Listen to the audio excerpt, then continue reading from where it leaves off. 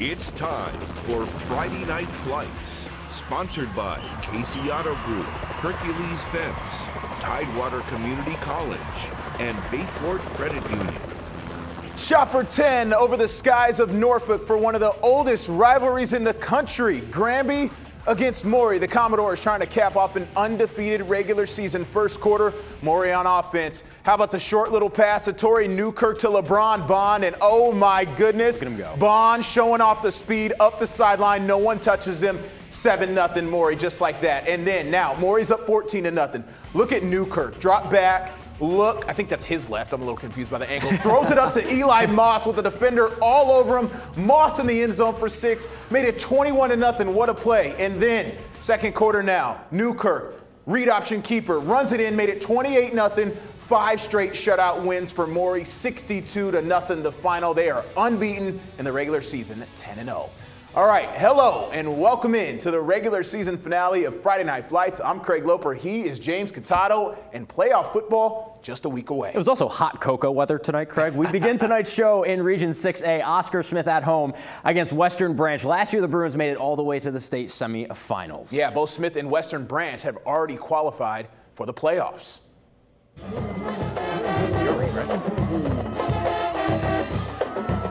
You can hate me now, That's a but good I one. won't stop. Now, iconic song, Craig. Brings me back to NBA 2K. You know what else is 2K like? Isaac Huffman punching his way into the end zone for the touchdown. That would put Oscar Smith up 35-7. When I got there, it was not close. And that Oscar Smith defense, they are stout on the other end of the ball. They were making life difficult for Western Branch. But even the Western Branch defense kind of waking up a little bit and causing some issues for this Oscar Smith offense. Here's Joey Applewhite getting into the backfield. Big hit. I know, and then pretty soon after, they forced a fumble. Bryce Parker is going to recover that fumble, and then Western Branch is going to march all the way down to the 1-yard line on offense, but then here we go. They're going to fumble, and then Oscar Smith and Dante Brooks are going to pick it up. How about the Tigers rolling in this one? They didn't score after that touchdown in the fourth, but they did win 35-7.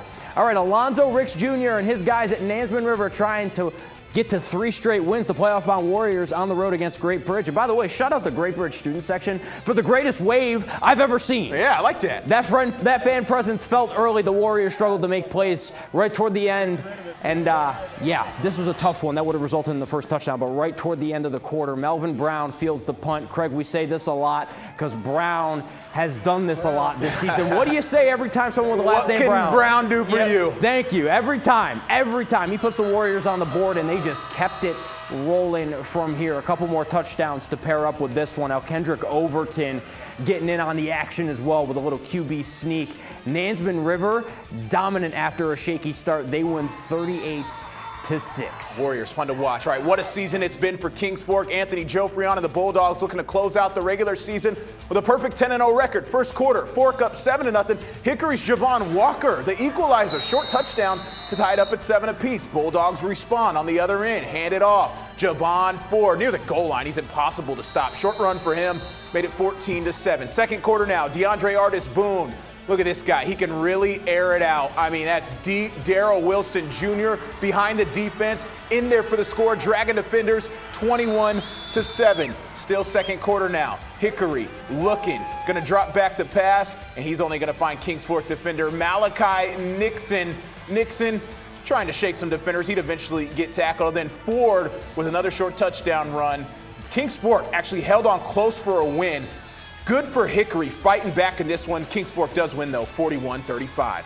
Back to the air. Chopper 10 in Chesapeake. Grassfield at home against a hot Indian River team looking for its 4th win in a row. Go to the 3rd. Grassfield's ball, hand it off. Willie Moore slicing, knifing through the middle of the defense. 48 yards later, he actually got tackled at the 1-yard line. And then 2 plays after that, the Grizzlies give it to quarterback Landon Curls. Runs it in for the short keeper. Indian River up 15-7 at that point. Fourth quarter now, Braves in the red zone. Hand it off to Ravon Moore. Runs it in for a touchdown. Indian River gets to 7-3 on the season. They win 22-7. All right, now to the Peninsula. The Phoebus Phantoms, winners of back-to-back state titles in search of, are you ready for this, their 30th win in a row. They have been on a tear. The Phantoms are a special group. During the regular season, they picked up statement wins over Oscar Smith and Warwick. Tonight, taking on Denby.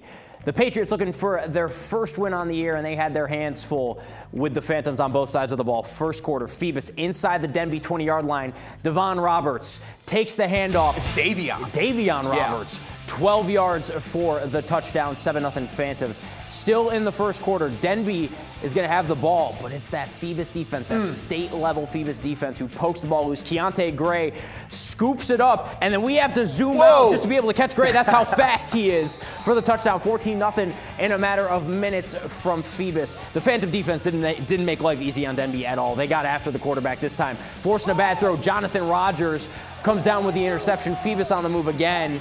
And let's go to offense, because this time it's one of their wrecking balls on the team. Anthony Reddick gets the handoff. Do it all, everything, right? Seriously, right? He's making catches, interceptions, and running into the end zone for touchdowns. He sacks the quarterback. Seriously, he does everything. And the Phantoms are also doing everything. They extend that win streak to 30 and get win number 10 on the season. Rolling tonight. Bay Rivers District, a pair of 7-2 teams. Lafayette at Pocosin, one of the best environments up there in Bull Islander country. They're up 7-0 and looking to add to it here. Eli Tyndall throws it deep. Watch this, James. Baker Green, go up and get it. Someone send that into Mostom. 50-yard score with the defender all over him. They're up 14-0. But here comes Lafayette. Hayden Oleski throwing it up to his guy, Elijah Matthews.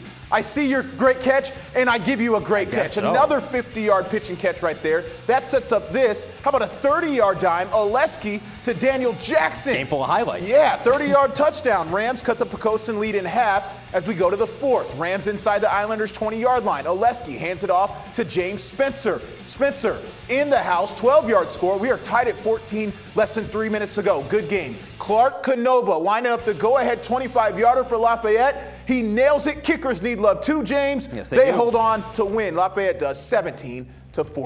Bay Rivers scoreboard. War Hill wins its first ever outright Bay Rivers District title tonight with a huge win over Jamestown, and Grafton gets win number 6 on the season after beating York 45-0. And New Kent beats Bruton 10-0. We are just getting started on Friday Night Flights. Still to come, a recap of last night's action from the beach. We check in with private schools and a showdown for Western Tidewater supremacy. We're talking Southampton against Franklin. We're the Kings Park cheerleaders. Don't go away. You're watching Friday Night Flights with Craig and James.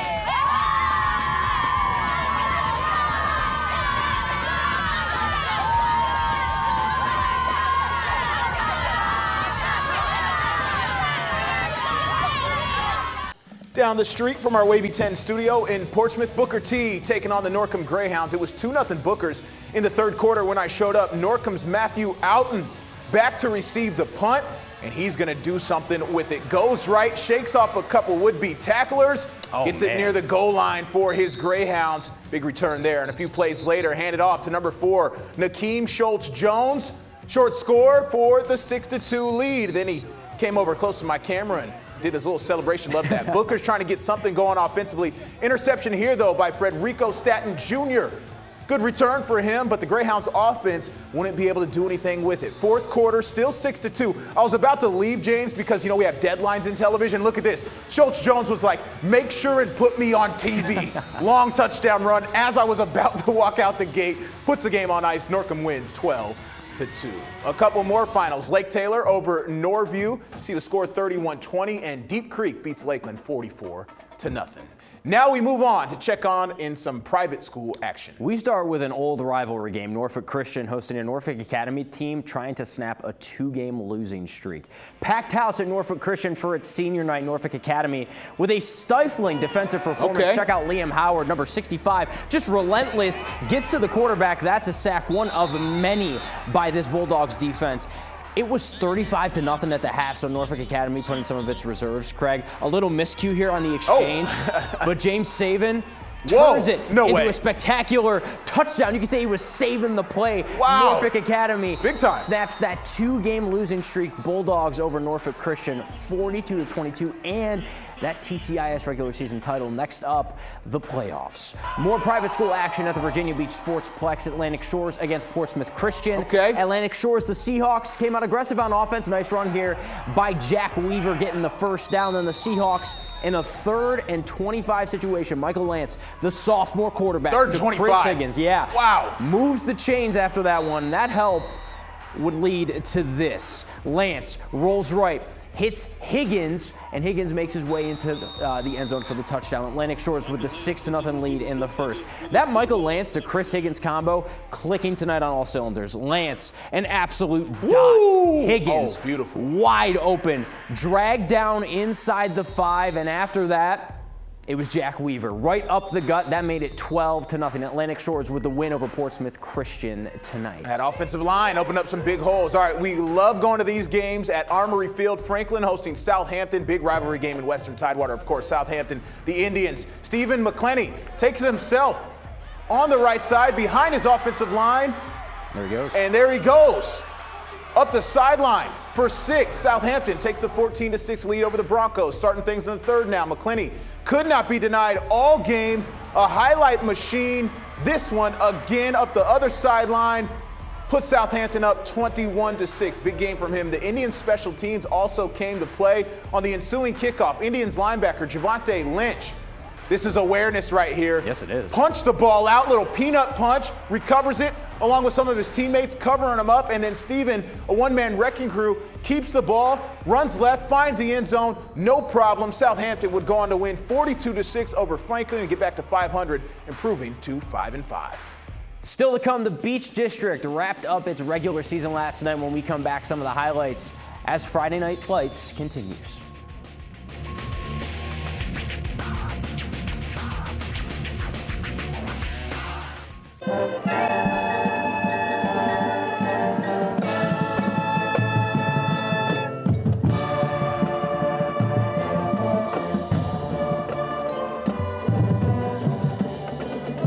The Marching Wildcats of Great Bridge High School. How good do they sound? They are the Friday Night Flights Band of the Week. Even the drums getting into it. Yeah. Look for their full performance on wavy.com. And we encourage you to check out everything we have on wavy.com. We have Player of the Week features that James does every week, top 10 plays that James puts together, bands of the week, and past episodes of Friday Night Flights. It is all, as I said, on wavy.com. Action from the beach last night. Green Run capped off a perfect regular season and a 3rd straight district title after the Stallions win over Lansdowne. Here's future Hokie, VHSL all-time leader in catches, receiving yards and touchdowns, 45-yard score there. Stallions now get ready for the playoffs. Cox peaking at the right time this season.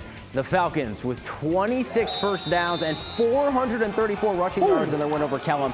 How about Josh Walton, who played in place of Tyree Jeffries, also a stud, but he was sick, ran for 245 yards. That was the most rushing yards by a Cox running back since Andre Boone ran for 257 20 years ago. Cox will bring an 8-2 record into the playoffs. Tallwood wrapped up its regular season with a close 33-26 win over Ocean Lakes. It was cold out there. I was out there. Tallwood senior Reggie Costello, tough run to put the Lions up on top 6-0.